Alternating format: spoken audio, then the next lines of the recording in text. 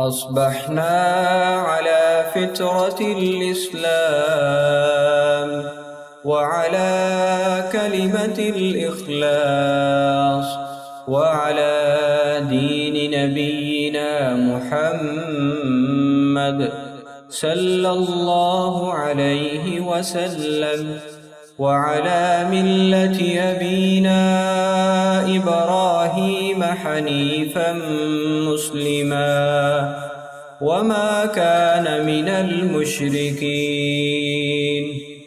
أصبحنا على فطرة الإسلام وعلى كلمة الإخلاص وعلى دين نبينا محمد صلى الله عليه وسلم وعلى ملة أبينا إبراهيم حنيفا مسلما وما كان من المشركين.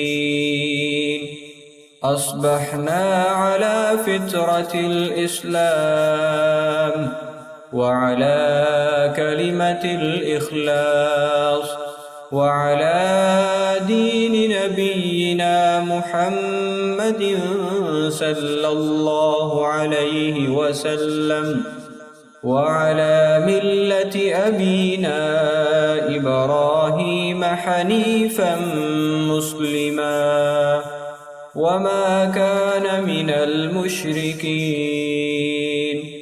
أصبحنا على فطرة الإسلام وعلى كلمة الإخلاص وعلى دين نبينا محمد صلى الله عليه وسلم وعلى ملة أبينا إبراهيم حنيفا مسلما وما كان من المشركين.